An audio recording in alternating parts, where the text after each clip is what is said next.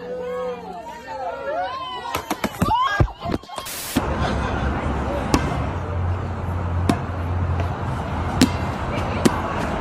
can tell by the way I awkward walk, I'm gonna shit my pants, there's no time to talk. A fuck came out, yeah, it was funny, and I'm standing here, but my butt feels muddy, and it's alright, it's okay, please step out my fucking way.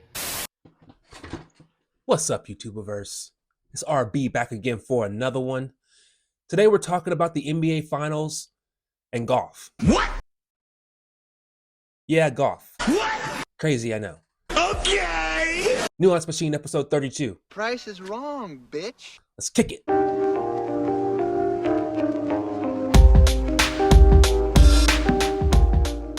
right, before we get started, please hit that like and subscribe button. Also, check out my shop, breezysprints.com, where you can find all original designs printed on high-quality tees, tank tops, sweatshirts, and hoodies.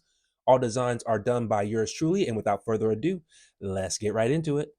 All right, so in Game 2, the Heat were able to do what nobody else in the playoffs has been able to do so far, and that's win a game in Denver.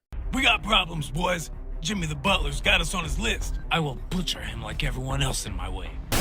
Good luck, because I am bringing the heat. There's been a huge deal made of the difference in elevation between Miami and Denver. Like, Miami's elevation is like 4 feet, and Denver's elevation is over a mile. You know, everyone's convinced that's a huge advantage for the Nuggets. I think it's a bit overstated, but, you know, it doesn't really matter. They were able to do this by huge efforts from Jimmy Butler and Bam. And when I say huge efforts, I don't mean in the stat columns. Like, both guys only scored 21 points. Jimmy Butler had 9 assists. Bam had 9 rebounds to go along with his 21 points. But you can tell that they're running the offense through Jimmy Butler. Jimmy Butler was more of a facilitator last night than I think I've seen in a really long time. He was like the point forward of that team last night. Now, Jamal Murray did have 18 points, and he did it on 8 of 15 shooting, which is really efficient, actually. It's actually pretty good numbers. But look at how he only took 15 shots. That's actually the fewest amount of shots he's taken in any game since Game 5 against the Suns. The Heat are saying, no, we're not going to double Jokic. We're not doing it, because if you do that, it opens things up for him to just make crazy passes all over the court and for him to have 11, 12, 13 assists to go along with his 41 points that he had last night. So he actually only had 4 assists, and so you could tell that they were just trying to keep him from being able to make plays for other people. So, you know, this strategy seemed to work for the Heat in Game 2. Let's see if the Nuggets are able to counter with a similar chess move to counter that.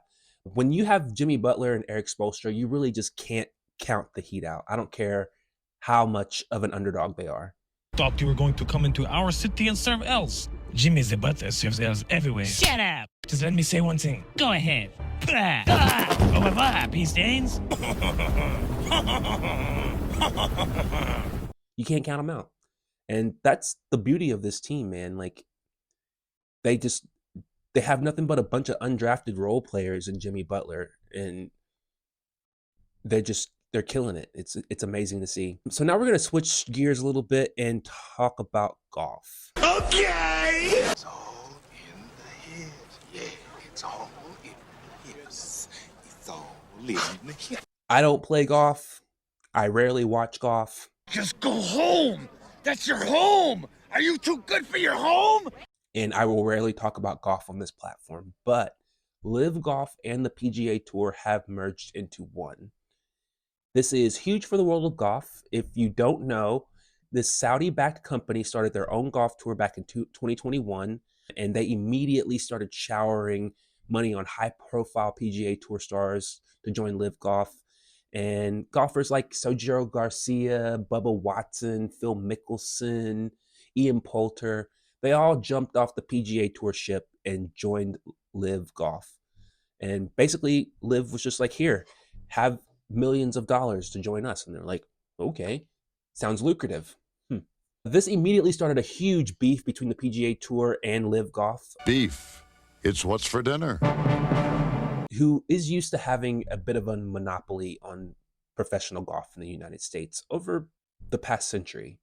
Liv Golf just kicked in the door, and PGA Tour is like scrambling around to keep its stars and stay relevant. So what exactly does this mean now that the PGA Tour and Liv Golf have merged. The PGA Tour will still have control over all of its tournaments, how they're ran, all the rules, etc. Basically, the PGA Tour handles all of the golf part. But all of the commercial rights, the TV contracts that televise these games, will be owned by a third party. So another company will be making money when your grandfather falls asleep to the Masters this year. The only commentary I really have on this is that it's kind of wild how the Saudis were just like, hey, I like golf. Let's go and own a part of the largest golf entity in the world, and let's just throw buckets of cash at it until we get what we want. And it worked. Great success. So, I wonder what kind of precedent this sets. I wonder if other countries are going to start getting involved in American sports like this, or they can just start throwing tons of cash around to get a foothold in a certain sport that they're interested in. But yeah, that's going to be all for this one, guys. I will see you on the next one. Can't wait. Love you guys. Peace. Dark side, light this bitch up.